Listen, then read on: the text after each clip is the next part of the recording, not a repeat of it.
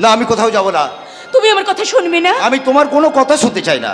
আমি জানি অমিতদা, আমি জানি যে আমার কথায় তুমি ভীষণ দুঃখ পেয়েছো, কিন্তু তুমি বিশ্বাস করো এই ছাড়া আমার অন্য কোনো উপায় নেই। আমি মানে কি হলো, থামলে কেন বলো? আমার প্রতি যত ঘৃণা, যত আঘাত জমা করে রেখে আমার এই উজায় শরীরটা, পঙ্গু হৃদয়টাকে ক্ষতবিক্ষত করে দিয়েছো। অমিতদা, তুমি শুধু তোমার কষ্টটাকে বড় করে দেখলে, একবারও তুমি ভেবে দেখলে না তোমার বুক ভরা ভালোবাসাকে প্রত্যাখ্যান করে আমি কতটা আঘাত পেয়েছি। সে আঘাত তোমার ইচ্ছাকৃত। অমিতদা প্লিজ, অমিতদা আমাকে তুমি ভুল বুঝো না, ভুল বুঝো না। তবে এসো শেফালি, আমার হাতে হাত রেখে দাও, আমার এতদিনের ভালোবাসার পূর্ণ স্বীকৃতি। অমিতদা এসো কাছে, এসো এসো কাছে, এসো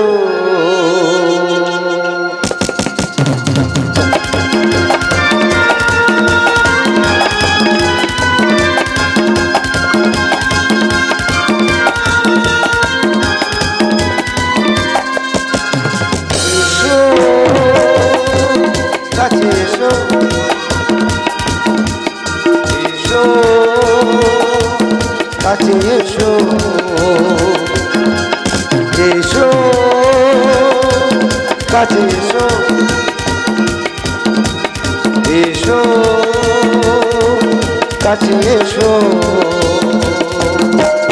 হাতে হাত রেখে তুমি এসো, হাতে হাত রেখে তুমি এসো, হাতে হাত রেখে তুমি এসো, হাতে হাত রেখে তুমি এসো, হৃদয় জুয়ারে ভেসে এসো আমার আধার ঘরে, হৃদয় জুয়ারে ভেসে এসো আমার আধার ঘরে, প্রদীপের আলো হয়ে এসো, এসো কাছে, এসো এসো কাছে, এসো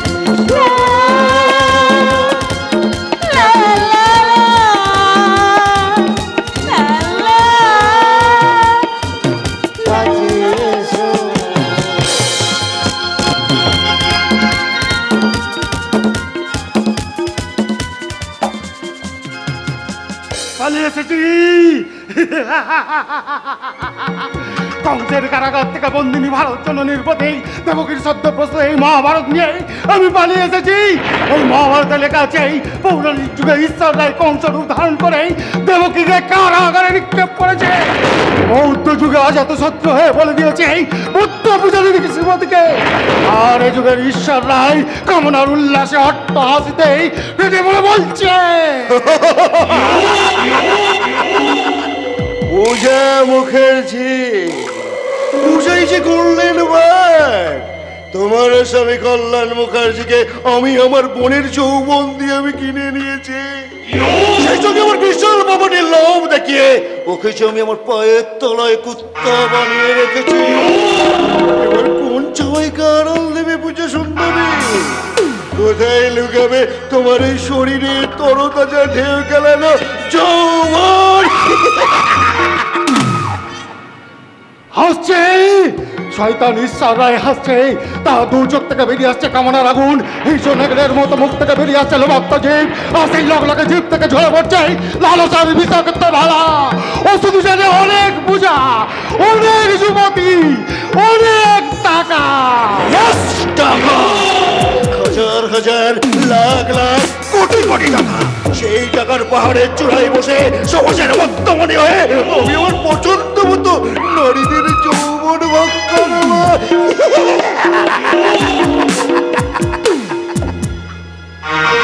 না, আর তোমরা ওই শয়তান ঈশ্বরের কামনার যুবকাজটা মাথা গলিও না। তোমরা কি জানো ওই শয়তানটা দিনের আলোয় সমাজ সেবকের নামাবলী গায়ে জড়িয়ে জনদর্দী নেতা সেজেই জনকল্যাণে মূলক মুখর চোখে বলিয়ে ওড়ায়। আর রাতের অন্ধকারে ওর আন্ডারগ্রাউন্ড কারখানায় তৈরি হয় ভেজাল বিপদ জাল ওষুধ। তোমরা কি জানো হোটেল প্যারাডাইসের গোপন কক্ষে চলে আন্তর্জাতিক স্মাগলিং, নারীদের গোপন ব্যবসা। তাই বলছি তোমরা সাবধান, ওই ঈশ্বর রায় গভীর জলের মাছ। তাই হোটেল প্যারাডাইসের আসল মালিক নিজে হয়েও নামকে ওয়াস্তে মালিক সাজিয়েছে ওই আলী মনসুরকে। আলী মনসুর, আলী মনসুর मेरा नाम। सब कोई जानता हमें भी होटल पैलेस का भी मालिक আছে।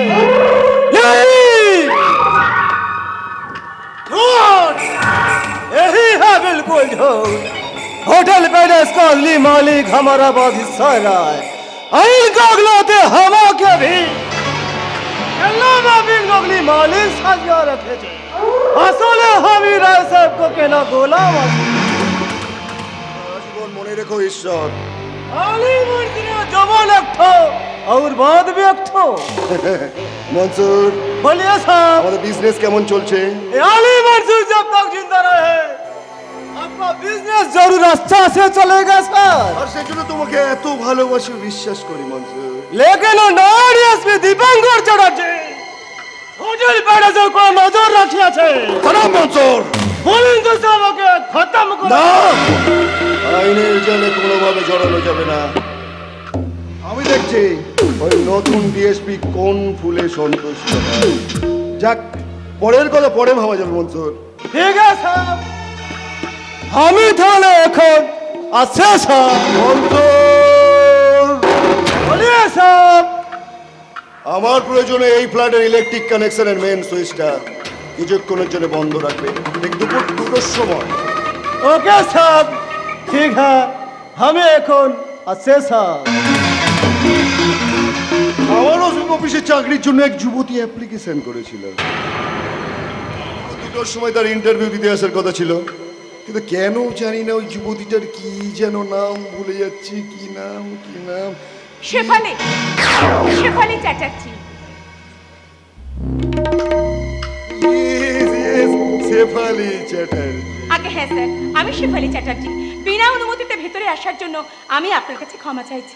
না না না না না না, তাতে কি হয়েছে? আমি এই নিয়ে কোনো কিছু ভাবছি না। বাই দ্য ওয়ে, আমার অফিসে একটা শূন্য পদের জন্য প্রায় 1000 খানেকের উপরে অ্যাপ্লিকেশন করেছে, কিন্তু কেন জানি না সব অ্যাপ্লিকেশনের মধ্যে আপনার অ্যাপ্লিকেশনটা দেখে মনে হলো চাকরিটা আপনার ভীষণ প্রয়োজন। প্রয়োজন? প্রয়োজন স্যার, চাকরিটা আমার ভীষণ প্রয়োজন। বাড়িতে অসুস্থ মা, পঙ্গু বৃদ্ধ বাবা আর ছোট ছোট দুটো ভাই আমার মুখের দিকে তাকিয়েই বসে আছে। আর তাই তো আমি বিচার বিবেচনা করে ঠিক করে ফেলেছি চাকরিটা আমি আপনাকেই দেবো। আপনার এই মহানুভবতার ঋণ আমি কোনোদিনও শোধ করতে পারবো না। আরে না না না না না, এসব বলে আমাকে দুঃখ দিও না। স্যার, এই দেখো কাণ্ড, আমি মুহূর্তের বসে আপনি না বলে তুমি বলে ফেললাম। না না, তাতে কি আছে? আমি আপনার থেকে বয়সে অনেক ছোট, তাই আপনি আমাকে তুমি বলে সম্বোধন করলে আমি ভীষণ খুশি হব স্যার। তুমি ঠিক বলেছো শেফালি, আমি না দূরকে নিকট আর পরকে আপন করতে ভীষণ ভালোবাসি। স্যার? এই দেখো কাণ্ড, কথায় কথায় তোমার ইন্টারভিউ নেওয়ার কথাটাই ভুলে গেছি। আচ্ছা বলো তো শেফালি। স্যার, বলবো বলবো বলেই তো এসেছি স্যার, বলবো বলেই তো এসেছি। কি স্যার, হঠাৎ আলোটা অন্ধকার হয়ে গেল কেন? হয়তো লোডশেডিং। ঠিক আছে স্যার, তাহলে আমি বাইরে অপেক্ষা করছি। তো পালাতে চাইবে শুনবে কেন? কি করছেন স্যার, কি করছেন? ছেড়ে দিন, আমার যে ভীষণ ভয় করছে স্যার। ওই এই শেফালি, এত ভয় পেলে কি করে তুমি ইন্টারভিউটা দেবে? স্যার, না না স্যার না, ছেড়ে দিন, নইলে কিন্তু আমি চিৎকার করবো, বাঁচাও!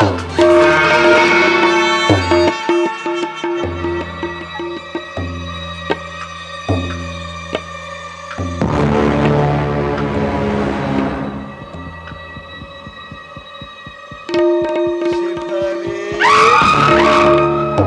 ও শেফালি, স্যার, প্লিজ স্যার, আমাকে যেতে দিন স্যার। চিৎকার করে গলা ফাটিয়ে কোনো লাভ হবে না।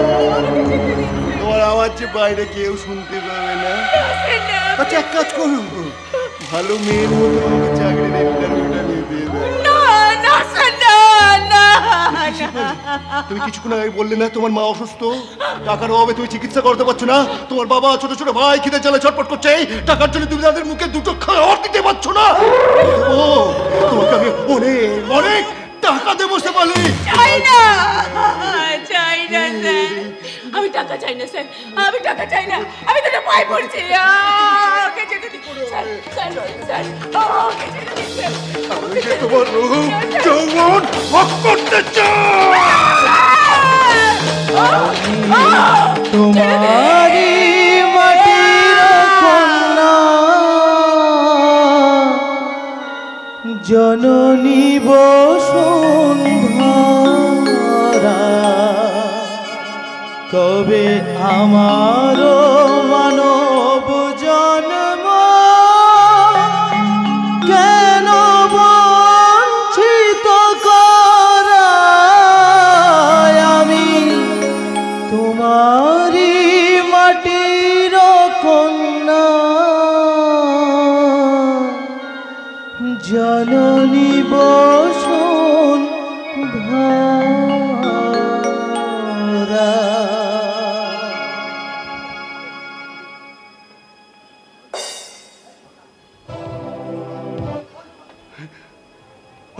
আপনারা সচক্ষে দেখলেন তো, রক্ষকরাই ভক্ষক হয়েই সমাজটাকে কোন নরকে পাঠাচ্ছে। আর আজকের এই দৃশ্য দেখেই আমি তার ঐশ্বরে চিৎকার করে বলি, কোথায় কবি দ্বিজেন্দ্রলাল রায় একদিন তোমার সাধনার কলম থেকে ঝরে পড়েছিল সেই অমৃতময় বাণী? এমন দেশটি কোথাও খুঁজে পাবে না গো তুমি, সকল দেশের রানী সেজেই আমার জন্মভূমি। না, মিথ্যে হয়ে গেল তোমার বাণী। দেখে যাও কবি, দেখে যাও, ধনতান্ত্রিকতার যতগুলো পিষ্ট হয়ে তোমার সকল দেশের নারীরা আজ কেমন করে প্রসারিণী হয়ে যাচ্ছে। চিৎকার কর্মে দেখি কত দূর গলা যায়, আমাদের শুধু মোমবাতি হাতে নীরব থাকার দায়। চিৎকার কর্মে দেখি কত দূর গলা যায়, আমাদের শুধু ধ্বজা ভাঙা রথে এগিয়ে চলার দায়।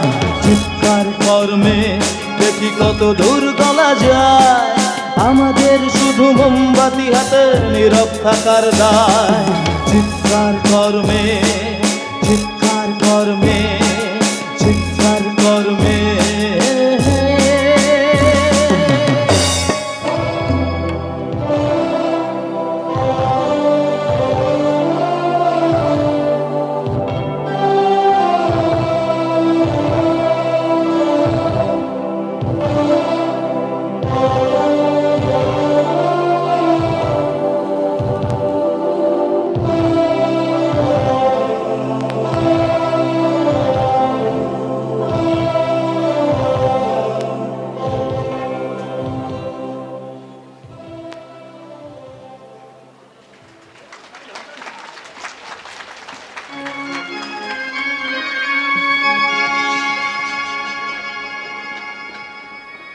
প্রসারিণী হয়ে গেছে এদেশের অধিকাংশ পূজারীরা।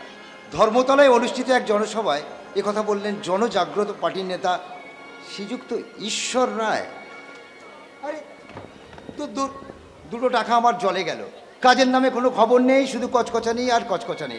না না, এভাবে জীবনের মূল্যবান সময়টা নষ্ট করলে চলবে না, যে কোনো কাজের ব্যবস্থা আমাকে একটা করতেই হবে। কোথায় যাচ্ছ আমি? কোথায় আর যাবো বৌদি, আমার এই দেবী বৌদির ছায়া শীতল আঁচলের নিচে খুঁজে পেয়েছি আমার হারানো মায়ের স্মৃতি বিজলিত মন্দির। খুঁজে পেয়েছি স্নেহ, ভালোবাসা, মায়া, মমতার আচ্ছাদন। অমিত, বৌদি বৌদি পেয়েছি, বৌদি পেয়েছি।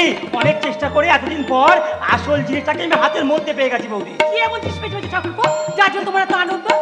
হ্যাঁ রে মেজদা, তুই কি কোনো কাজের সন্ধান খুঁজে পেয়েছিস? দূর পাগল, চাকরি পাওয়া কি মুখের কথা? তবে হ্যাঁ, চাকরি আমি পাবোই, কারণ এই দেখ। এটা কি বই? The book of general knowledge. জানো বৌদি, বইটাকে না আমি অনেক খুঁজেছিলাম, তবে আজারা স্টেশনের বুক স্টলে বইটাকে দেখতে পেলাম। কাছে টাকা ছিল না, তাই কালকে দেবো বলে নিয়ে চলে এলাম। ঠাকুরপো তুমি? আরে বাবা, 100-150 টাকার মায়া ভেবে কোনো নেই বৌদি। তুমি দেখো এবার ইন্টারভিউ আমাকে কেউ আটকাতে পারবে না, অতএব চাকরি আমি পাবোই। শোনো বৌদি,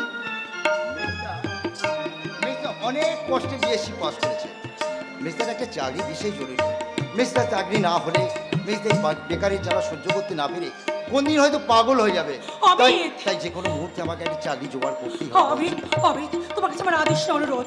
সারা বছর পড়াশোনা করেছো, মাত্র একটা মাস বাকি পরীক্ষা, তুমি পরীক্ষাটা দাও। এসব তুমি কি বলছো বৌদি? দেখতে দেখতে বর্দা বাড়ি আসে না, মেজদা বেকার, আর বাবার অসুখের চিকিৎসা, এত বড় সংসারের দায়িত্ব তুমি একাই বহন করে যাচ্ছ। আর আমি একটা শক্ত সামর্থ্য যুবক হয়েও জড়দের ভরের মতো।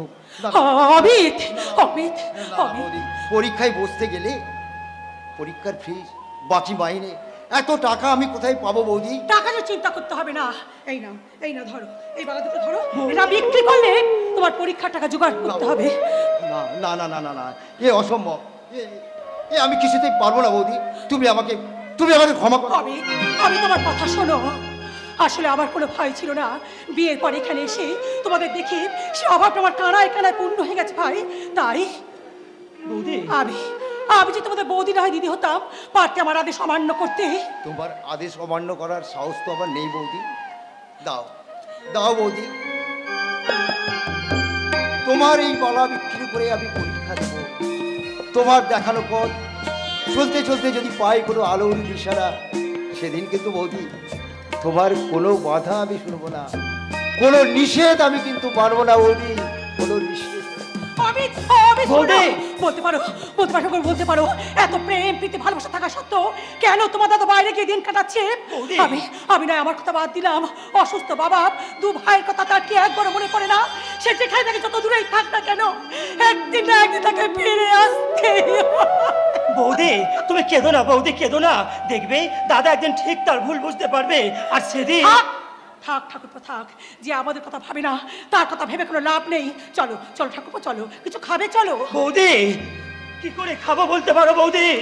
বেকারত্বের জ্বালাটাকে বুকে নিয়ে যখনই আমি খেতে বসি, আমার ভেতরের বিবেক মনুষ্যত্ব আমার গলাটা চেপে ধরে বলে, না মঙ্গল, ওই খাবার তোর কোনো অধিকার নেই। ঠাকুরপো তুমি জানো বৌদি, ওই খিদের ভয়ঙ্কর জ্বালাকে সহ্য করতে না পেরে যখন আমার এই দেবী অন্নপূর্ণার পরমান্ন ভক্ষণ করতে গেছি, আমার এই পরমান্ন বিষ বলে। চুপ করো, তুমি চুপ করো। না বৌদি না, আর তোমাকে চুপ করে রাখতে পারবে না, আর তোমাকে আটকে রাখতে পারবে না বৌদি। তুমি আমাকে আশীর্বাদ করো বৌদি, আমি যেন আমার লক্ষ্যে এগিয়ে যেতে পারি, কান্ডারি হয়ে আমি যেন চিরটাকার কইতে পারি আমাদের ভগ্ন প্রায় সংসারকে। আর হাল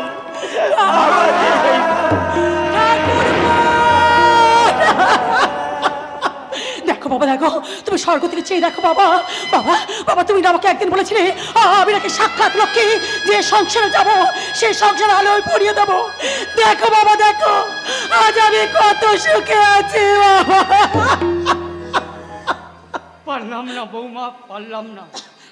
জয়ের মালা কণ্ঠে ধারণ করে মাথা উঁচু করে বাড়ি ফিরতে পারলাম না বাবা।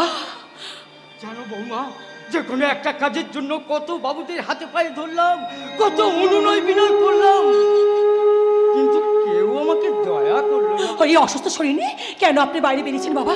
যতদিন আমি আছি এই সংসার চিন্তা আপনাকে করতে হবে না বাবা। ভাগ্যের কি নিদারুণ পরিহাস, তেল তেল করে মানুষ করা নিজের ছেলে পর হয়ে গেল, অথচ পরের মেয়ে হয়ে তুমি আমার সমস্ত দুঃখ কষ্ট মাথায় তুলে নিতে চাইছো বৌমা। পরের মেয়ে বলে আপনি আমাকে দূরে সরিয়ে দিচ্ছেন বাবা। কিন্তু বাবা, মেয়ে হয়ে যখন জন্মেছি তখন স্বামীর ঘরে যে আমার সংসার, হ্যাঁ বাবা হ্যাঁ, আর এই শ্বশুরের ভিটে আমার যে স্বর্গ। বৌমা, আমি ভেবে পাচ্ছি না এমন কুসুম কোমল হৃদয়টাকে কোন চক্রান্তের চাবুকে ক্ষত বিক্ষত করে কল্যাণ আমার পর হয়ে গেল। আচ্ছা বৌমা, কোনোদিন কোনো কারণে কি হতভাগাটার সঙ্গে তোমার মনোমালিন্য হয়েছিল? শুধু একদিন নয় বাবা, বেশ কয়েকদিন ধরে আমার মনোমালিন্য হচ্ছিল। হ্যাঁ বাবা হ্যাঁ হ্যাঁ, আর একটা রাত ছিল, ভয়ঙ্কর রাত। সেই রাতের কথা আমি আপনাকে বলছি, আপনি শুনুন বাবা।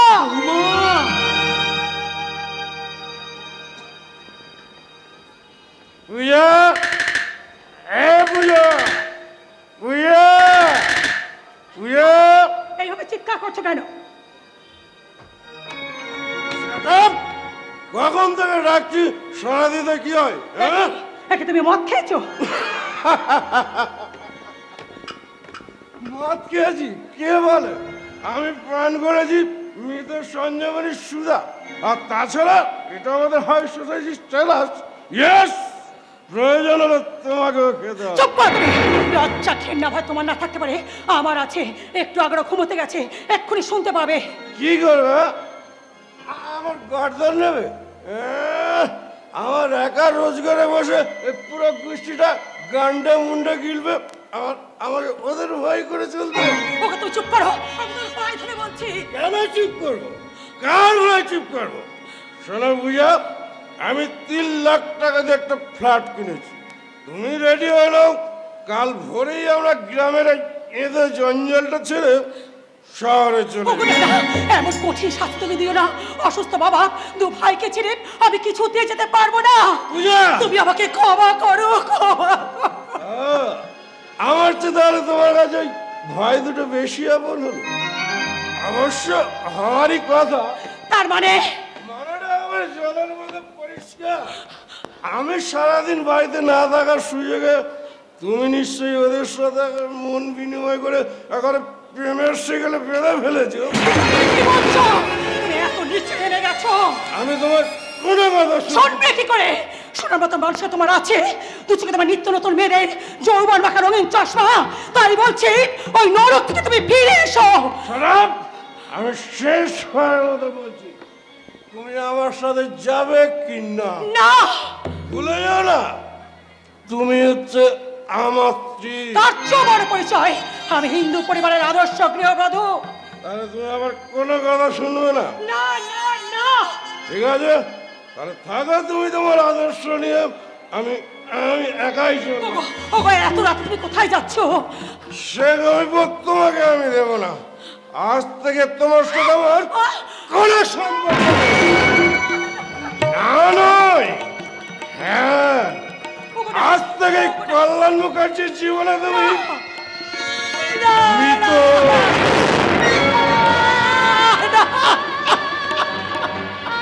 ঠাকুর, ঠাকুর, কেন কেন তুমি আমার জীবনটাকে এইভাবে তছনছ করে দিলে? কেন কেন? কি তোমরা, এত রাত হয়ে গেছে, এখন তোমরা ঘুমাওনি কেন?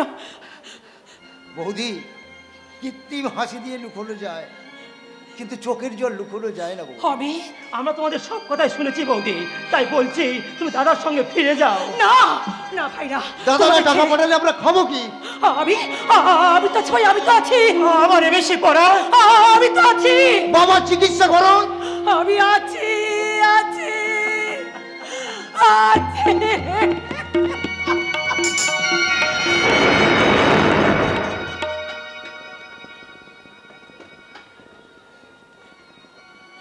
বাবা না,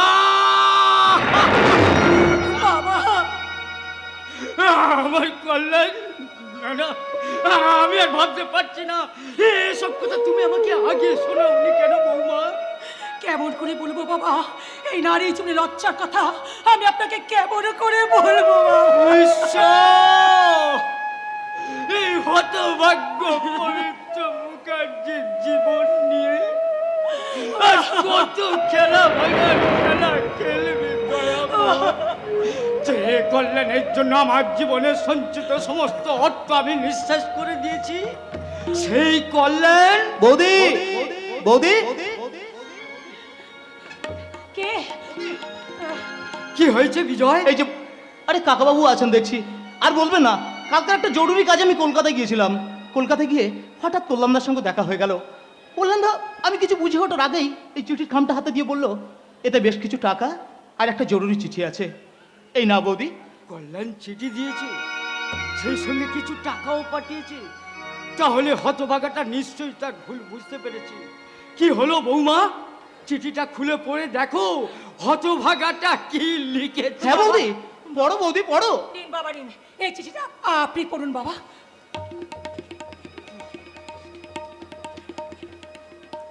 পূজা, তুমি যথেষ্ট বুদ্ধিমতী, তাই বেশি কিছু লিখে বিরক্ত করতে চাই না। আমি ঠিক করেছি কয়েকদিনের মধ্যে ঈশ্বরের আধুনিকা বোন ইভাকে আমি ম্যারেজ করব। কিছু টাকা পাঠালাম। ইতি কল্যাণ। গানে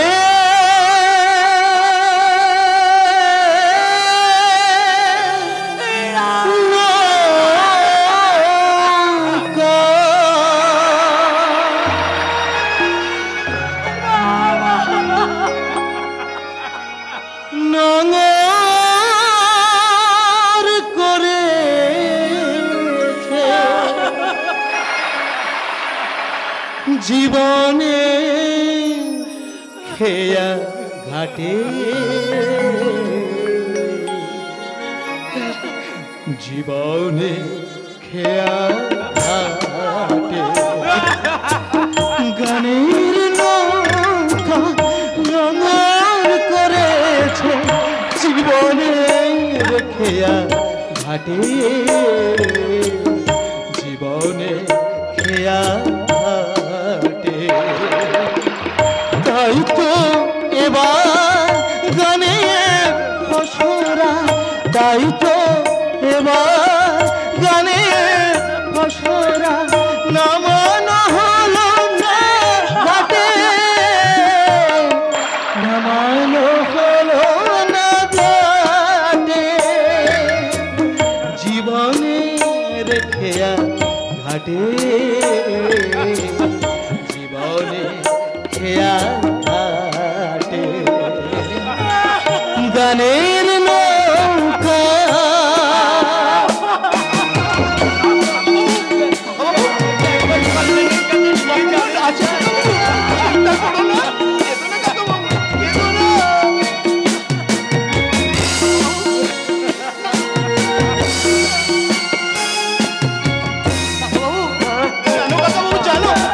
জানি না কেন যে হঠাৎ করে এমন এলো যে পাগলের মতো ভেঙে দিয়ে গেল হায় রে সুখের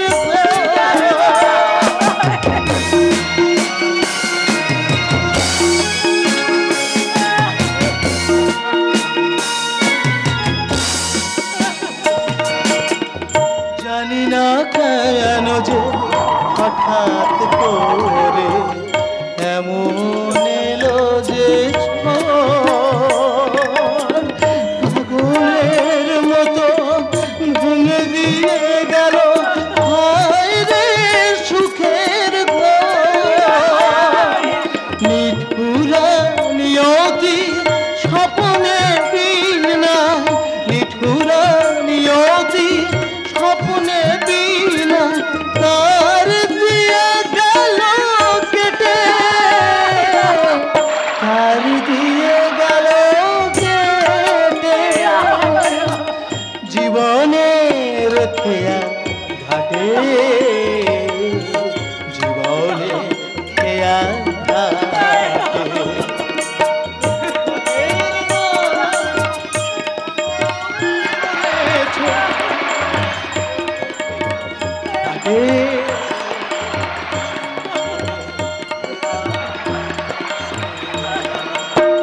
গানের নৌকা, গানের নৌকা, গানের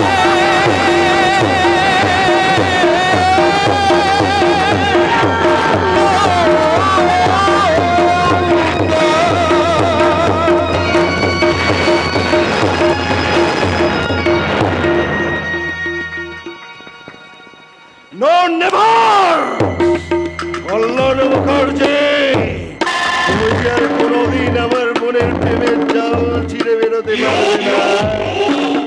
এবার শুধু রাজেশকে আমার বোন এবার জীবন থেকে সরিয়ে দিতে পারলে 16 কলা পূর্ণ হয়ে যাবে।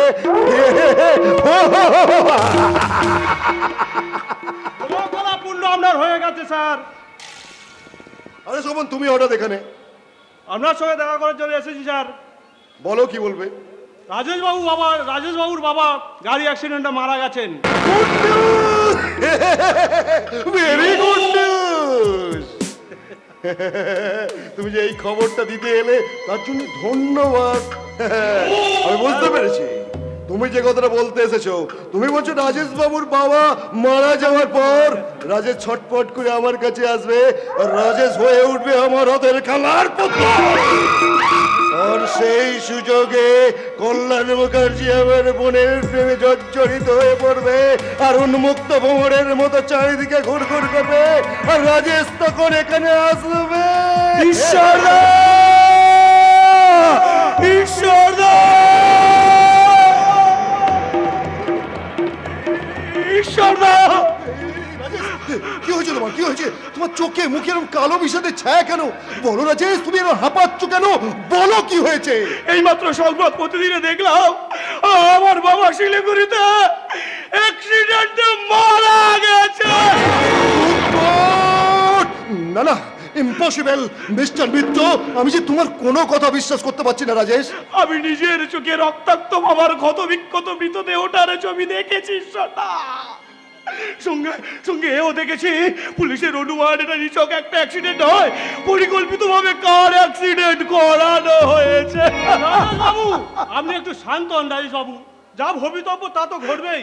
আরে স্বপন, তুমি রাজেশকে এই খবর পাওয়ার পর শান্ত হতে বলছো? তুমি আমাকে দেখতে পাচ্ছ না? ওই খবরটা শোনার পর থেকে আমি যে নিজেকে ধৈর্য রাখতে পারছি না। আমার দু চোখ দিয়ে জল বয়ে আসছে, আমি যে রোধ করতে পারছি না। মিস্টার মিত্র, ঈশ্বরদা, এই মুহূর্তে আমাকে যেতে হবে শিলিগুড়ি।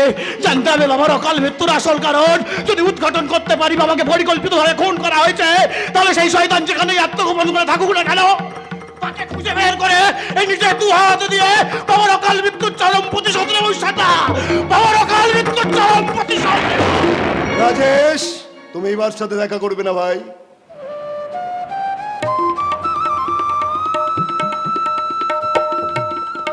না ঈশ্বরদা, কল্যাণবাবুকে কাছে পাওয়ার পর থেকে ইভা আমার জীবন থেকে অনেক অনেক দূরে সরে গেছে। ভুল, তোমার সমস্ত ধারণা ভুল রাজেশ। আমি ঠিক করে ফেলেছি, আমার ড্রাগ ইন্ডাস্ট্রিটা আমার বোনের নামে উইল করে দেবো। এবং ওর তো ছোটবেলা থেকে ওই কেমিস্ট নিয়ে পড়াশোনার শখ, তাই কল্যাণ মুখার্জি পড়াশোনার জন্য ওকে একটু সাহায্য করছে, এই আর কি। ঈশ্বরদা, ওর ভীষণ যে ও বলে দিয়েছে কোর্স শেষ না করে তোমার সাথে যে দেখা করবে না। তাই যদি সত্যি হয় ঈশ্বরদা, তাহলে আপনিও ইভাকে বলে দেবেন আমি তার জন্য যুগ যুগ ধরে অপেক্ষা করবো। ঈশ্বরদা, যুগ যুগ ধরে অপেক্ষা করব। আরে স্বপন, তুমি এখনো দাঁড়িয়ে আছো? আরে যাও, রাজেশের পিছনে পিছনে যাও। ওর পিছনে পিছনে গিয়ে ওর মনের নরম ভিতটা একটু শক্ত করো। ওকে স্যার, আমি এখনই যাচ্ছি স্যার। ইয়েস, অপেক্ষা তুমি তো করবে রাজেশ, কারণ আমি আমার বোনের লোভনীয় শরীরটা তোমার সামনে যে এগিয়ে দিয়েছি। ঈশ্বর রায়, এক ঢিলে 2টো পাখি মারতে ওস্তাদ। তুমি যখন আমার বোনের প্রেমে জর্জরিত হয়ে পড়বে, তোমার বাবার এই বিশাল প্রপার্টি আমি মেনটেন করব, আর সেই সঙ্গে আমার বোনের প্রেম সাগরে তুমি সাঁতার কাটতে কাটতে ক্লান্ত হয়ে পড়বে। তুমি ভুলে যাবে তোমার বাবার আসল খুনির কথা। তাই তো বলে আমি দিনে সাজি সমাজসেবী, রাতে যৌবনের খরিদ্দার, সবার সামনে আমি দেশপ্রেমী, আসলে ভিতরে আমি শয়তানের অদৃশ্য। ঈশ্বর, ঈশ্বর রায় নাম আমার।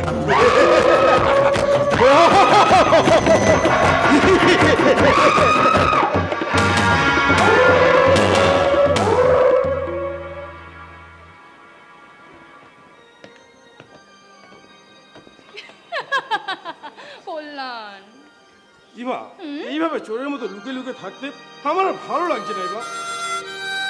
তা কি বলতে চাইছো তুমি শুনি একটু? তার চেয়ে চলো হ্যাঁ। আজই কোনো রেজিস্ট্রি অফিসে গিয়ে আমরা ম্যারেজটা কমপ্লিট করে ও আসবো। ফো কল্যাণ, আজও তুমি সেই অজগায়ের গিয়ে ভূতটা রয়ে গেলে। নেগেটিভ সেন্টিমেন্ট করে আজ তুমি মন থেকে মুছে ফেলতে পারলে না। ইমা, my sweet heart. Yes yes my darling, শোনো, তুমি আমার জীবনের প্রথম পুরুষ, আমি তোমাকে ভালোবাসি। আর যার জন্য আমি আমার মন, প্রাণ, হৃদয় সমস্ত কিছু ঠিক এমনি করে উজাড় করে দিয়ে বলবো।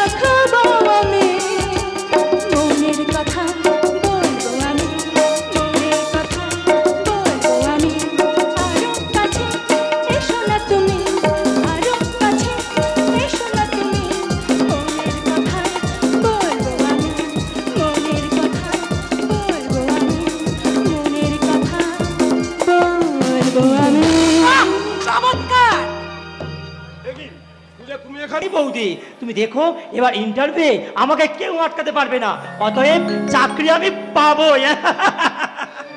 শোনো বৌদি, মেয়েটা অনেক কষ্টে বিএসসি পাস করেছে। মেয়েটার একটা চাকরি বিশেষ জরুরি। মেয়েটার চাকরি না হলে মেয়েটা বেকারের জ্বালা সহ্য করতে না পেরে কোন দিন হয়তো পাগল হয়ে যাবে।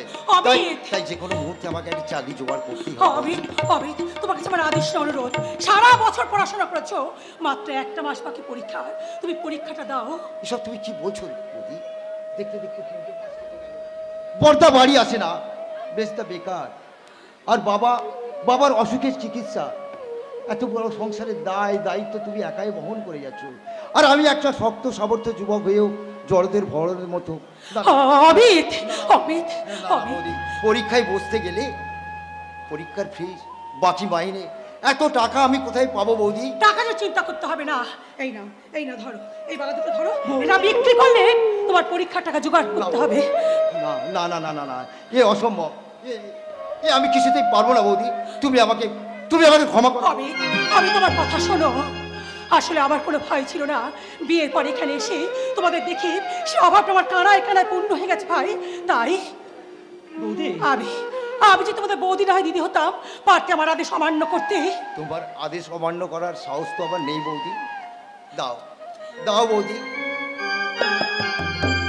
তোমার এই গলা বিক্রি করে আমি পরীক্ষা দেব। তোমার দেখানো পথ চলতে চলতে যদি পাই কোনো আলোর দিশারা, সেদিন কিন্তু বৌদি তোমার কোনো বাধা আমি শুনবো না, কোনো নিষেধ আমি কিন্তু মানবো না বৌদি, কোনো নিষেধ। আমি বলতে পারো বলতে পারো এত প্রেম প্রীতি ভালোবাসা থাকা সত্ত্বেও কেন তোমার দাদা বাইরে গিয়ে দিন কাটাচ্ছে? আমি নয়, আমার কথা বাদ দিলাম, অসুস্থ বাবা, দু ভাইয়ের কথা তার কি একবারও মনে পড়ে না? সে যেখানে থাকে যত দূরেই থাক না কেন, একদিন না একদিন তাকে ফিরে আসতে।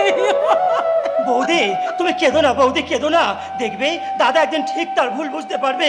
আর সেদিন থাক ঠাকুরপো থাক, যে আমাদের কথা ভাবে না তার কথা ভেবে কোনো লাভ নেই। চলো চলো ঠাকুরপো চলো, কিছু খাবে চলো। বৌদি কি করে খাবো বলতে পারো বৌদি?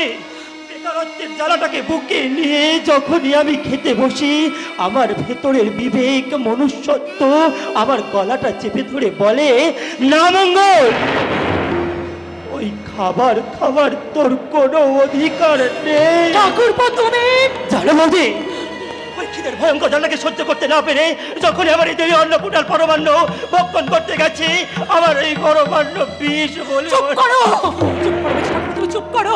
না বৌদি না, আর তোমাকে চুপ করে রাখতে পারবে না, আর তোমাকে আটকে রাখতে পারবে না বৌদি। তুমি আমাকে আশীর্বাদ করো বৌদি, আমি যেন আমার লক্ষ্যে এগিয়ে যেতে পারি, কান্ডারি হয়ে আমি যেন চিরটাকার কইতে পারি আমাদের ভগ্ন প্রায় সংসারকে। আর হাল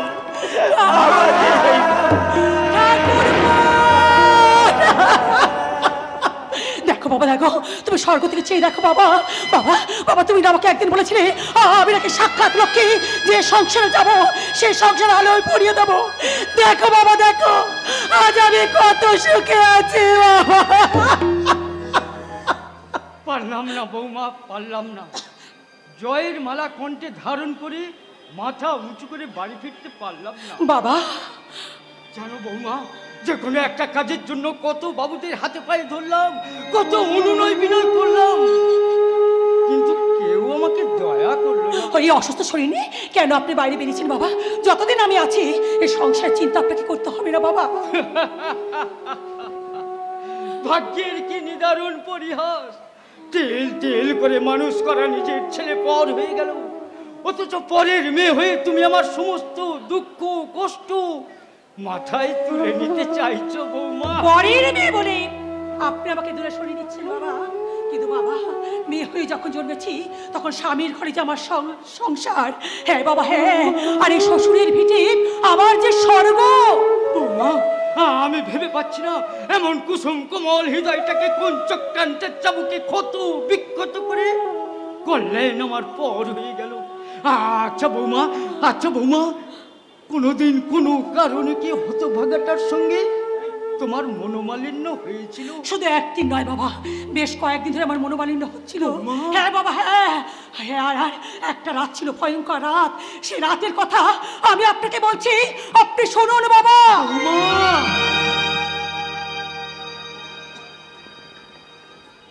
পূজা, এ পূজা, পূজা, পূজা, এইভাবে চিৎকার করছো কেন? কখন থেকে ডাকছি, সারা দিতে কি হয়? একে তুমি মদ খেয়েছো? মদ খেয়েছি? কে বলে? আমি পান করেছি মৃত সঞ্জীবনী সুধা, আর তাছাড়া এটা আমাদের হাই সোসাইটি স্টেলাস। ইয়েস, প্রয়োজন হলে তোমাকেও খেতে হবে। চুপ কর তুমি, লজ্জা ঘেন্না ভয় তোমার না থাকতে পারে, আমার আছে। একটু আগে ঘুমোতে গেছে, এক্ষুনি শুনতে পাবে। কি করবে? আমার গর্দন নেবে? আমার একা রোজগারে বসে পুরো গোষ্ঠীটা গান্ডে মুন্ডে গিলবে, আমাকে ওদের ভয় করে চলতে।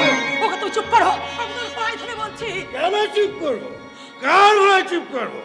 শোনো পূজা, আমি 3 লাখ টাকা দিয়ে একটা ফ্ল্যাট কিনেছি, তুমি রেডি হয়ে নাও।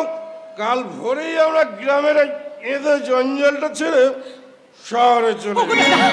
এমন কঠিন শাস্তি তুমি দিও না, অসুস্থ বাবা, 2 ভাইকে ছেড়ে আমি কিছুতে যেতে পারবো না।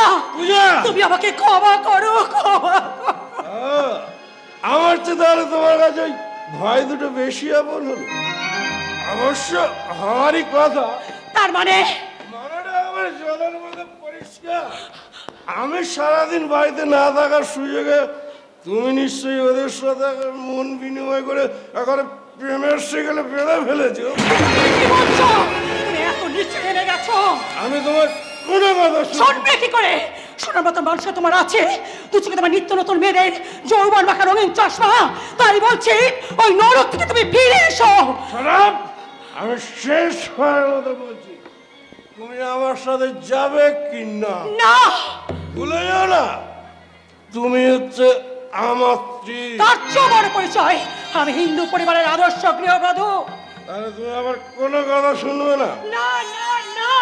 ঠিক আছে, তাহলে থাকো তুমি তোমার আদর্শ নিয়ে, আমি আমি একাই চলবো। ওগো, এত রাত তুমি কোথায় যাচ্ছ? সে কৈফিয়ত তোমাকে আমি দেব না। আজ থেকে তোমার সাথে আমার কোনো সম্পর্ক না নয়। হ্যাঁ, আজ থেকে কল্যাণ মুখার্জির জীবনে তুমি মৃত।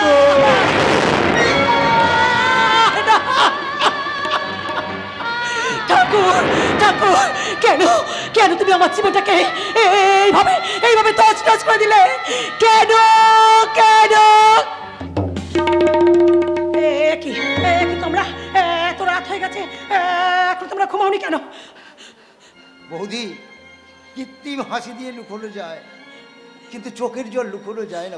আমি আমরা তোমাদের সব কথাই শুনেছি বৌদি, তাই বলছি তুমি দাদার সঙ্গে ফিরে যাও। না না ভাই না। দাদাকে টাকা পাঠালে আমরা খাবো কি? আমি আমি তো আছি ভাই, আমি তো আছি। আমার বেশি পড়া, আমি তো আছি। বাবার চিকিৎসা করো। আমি আছি আছি আছি।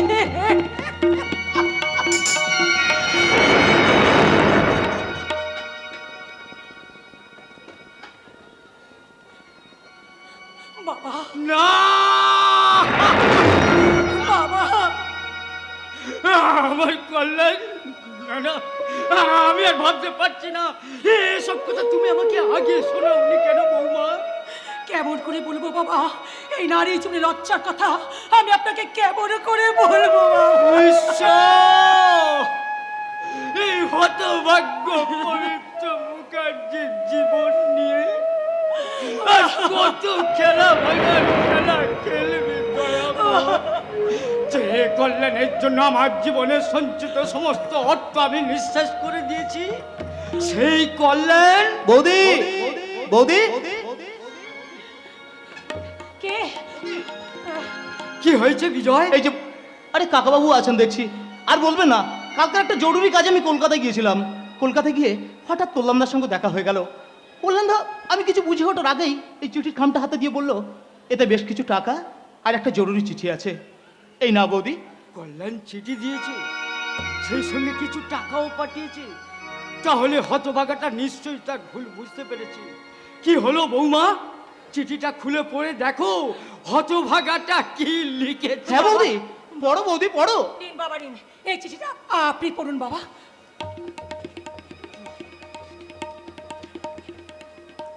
পূজা, তুমি যথেষ্ট বুদ্ধিমতী, তাই বেশি কিছু লিখে বিরক্ত করতে চাই না।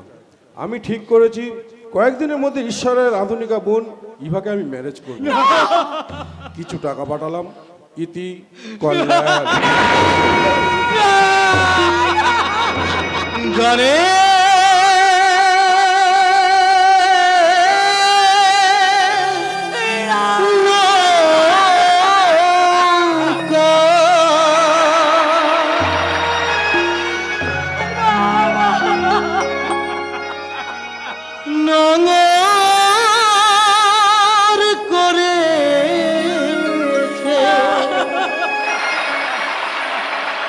জীবনে খেয়া ঘাটে, জীবনে খেয়া ঘাটে, গানের নৌকা রঙার করেছে জীবনের খেয়া ঘাটে, জীবনে খেয়া ঘাটে। তাই তো এবার গানের ফসরা, তাই তো এবার গানের ফসরা নামানো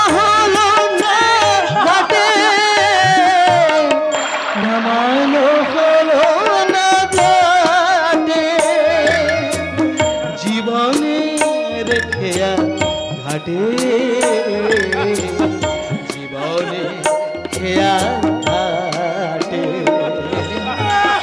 গানের নৌকা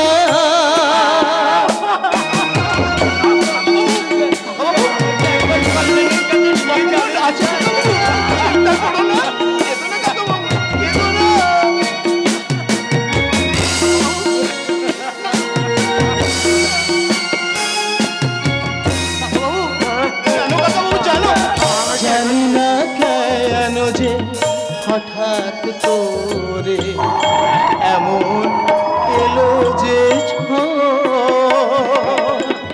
পাগলের মতো ভেঙে দিয়ে গেল হায় রে সুখের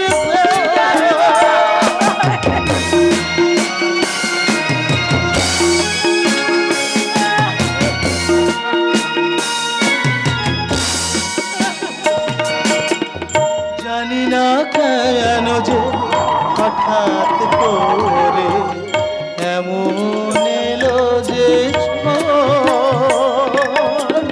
পাগলের মতো ভেঙে দিয়ে গেল হায় রে সুখের নিঠুরা নিয়তি স্বপ্নে বিনা নিঠুরা নিয়তি স্বপ্নে বিনা তার দিয়ে গেল কেটে তার দিয়ে গেল কেটে জীবনের খেয়া ঘাটে জীবনে খেয়া ঘাটে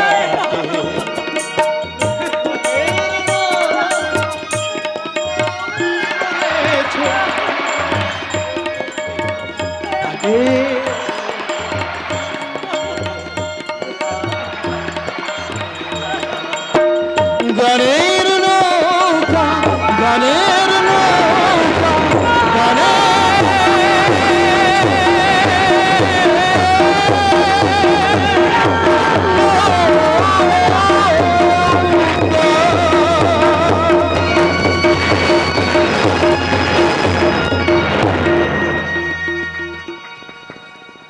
নো নেভার কল্যাণ মুখার্জি তুমি কি আর কোনোদিন আমার বোনের প্রেমের জাল ছিঁড়ে বেরোতে পারবে না এবার শুধু রাজেশকে আমার বোন এবার জীবন থেকে সরিয়ে দিতে পারলে 16 কলা পূর্ণ হয়ে যাবে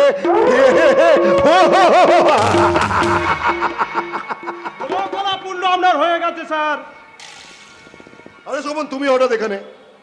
আপনার সঙ্গে দেখা করার জন্য এসেছি স্যার। বলো কি বলবে? রাজেশবাবুর বাবা গাড়ি অ্যাক্সিডেন্টে মারা গেছেন। Very good news.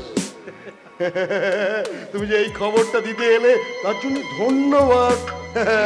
আমি বুঝতে পেরেছি তুমি যে কথাটা বলতে এসেছো। তুমি বলছো রাজেশ বাবুর বাবা মারা যাওয়ার পর রাজেশ ছটপট করে আমার কাছে আসবে আর রাজেশ হয়ে উঠবে আমার হাতের খেলার পুত্র। আর সেই সুযোগে কল্যাণ মুখার্জি আমার বোনের প্রেমে জর্জরিত হয়ে পড়বে আর উন্মুক্ত ভ্রমণের মতো চারিদিকে ঘুরঘুর করবে আর রাজেশ তখন এখানে আসবে। ঈশ্বরদা! ঈশ্বরদা! ঈশ্বরদা! কি হয়েছে তোমার? কি হয়েছে তোমার? চোখে মুখে এরকম কালো বিষাদের ছায়া কেন? বলো রাজেশ, তুমি এরকম হাঁপাচ্ছ কেন? বলো কি হয়েছে? এইমাত্র সংবাদ প্রতিদিনে দেখলাম আমার বাবা শিলিগুড়িতে অ্যাক্সিডেন্টে মারা গেছে। না না, ইম্পসিবল মিস্টার মিত্র, আমি যে তোমার কোনো কথা বিশ্বাস করতে পারছি না রাজেশ। আমি নিজের চোখে রক্তাক্ত বাবার ক্ষত বিক্ষত মৃতদেহটার ছবি দেখেছি। সঙ্গে সঙ্গে এও দেখেছি পুলিশের অনুমান এটা নিছক একটা অ্যাক্সিডেন্ট হয়, পরিকল্পিতভাবে কার অ্যাক্সিডেন্ট করানো হয়েছে। বাবু আপনি একটু শান্ত হন রাজেশ বাবু, যা ভবিতব্য তা তো ঘটবেই। আরে স্বপন, তুমি রাজেশকে এই খবর পাওয়ার পর শান্ত হতে বলছো? তুমি আমাকে দেখতে পাচ্ছ না? ওই খবরটা শোনার পর থেকে আমি যে নিজেকে ধৈর্য রাখতে পারছি না। আমার দু চোখ দিয়ে জল বয়ে আসছে, আমি যে রোধ করতে পারছি না। মিস্টার মিত্র, ঈশ্বরদা, এই মুহূর্তে আমাকে যেতে হবে শিলিগুড়ি। জানতে হবে বাবার অকাল মৃত্যুর আসল কারণ। যদি উদ্ঘাটন করতে পারি বাবাকে পরিকল্পিতভাবে খুন করা হয়েছে, তাহলে সেই শয়তান যেখানে আত্মগোপন করে থাকুক না কেন, তাকে খুঁজে বের করে এই নিজে দু হাত দিয়ে বাবার অকাল মৃত্যুর চরম প্রতিশোধ নেব। ঈশ্বরদা, বাবার অকাল মৃত্যুর চরম প্রতিশোধ। রাজেশ, তুমি এবার সাথে দেখা করবে না ভাই?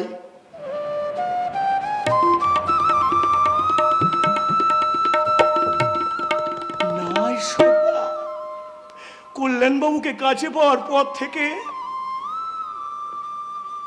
ইভা আমার জীবন থেকে অনেক অনেক দূরে সরে গেছে। ভুল, তোমার সমস্ত ধারণা ভুল রাজেশ। আমি ঠিক করে ফেলেছি, আমার ড্রাগ ইন্ডাস্ট্রিটা আমার বোনের নামে উইল করে দেবো। এবং ওর তো ছোটবেলা থেকে ওই কেমিস্ট নিয়ে পড়াশোনার শখ, তাই কল্যাণ মুখার্জি পড়াশোনার জন্য ওকে একটু সাহায্য করছে, এই আর কি। ঈশ্বরদা, ওর ভীষণ জেদ। ও বলে দিয়েছে কোর্স শেষ না করে তোমার সাথে যে দেখা করবে না। তাই যদি সত্যি হয় ঈশ্বরদা, তাহলে আপনিও ইভাকে বলে দেবেন আমি তার জন্য যুগ যুগ ধরে অপেক্ষা করবো। ঈশ্বরদা, যুগ যুগ ধরে অপেক্ষা করব। আরে স্বপন, তুমি এখনো দাঁড়িয়ে আছো? আরে যাও, রাজেশের পিছনে পিছনে যাও। ওর পিছনে পিছনে গিয়ে ওর মনের নরম ভিতটা একটু শক্ত করো। আমি এখনই যাচ্ছি। Yes! অপেক্ষা তুমি তো করবে রাজেশ, কারণ আমি আমার বোনের লোভনীয় শরীরটা তোমার সামনে যে এগিয়ে দিয়েছি।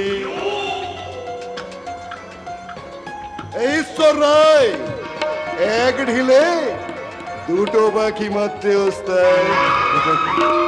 তুমি যখন আমার বোনের প্রেমে জর্জরিত হয়ে পড়বে, তোমার বাবার এই বিশাল প্রপার্টি আমি মেনটেন করব,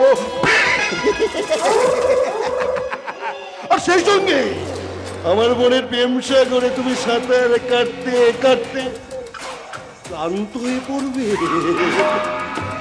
তুমি ভুলে যাবে তোমার বাবার আসল খুনির কথা।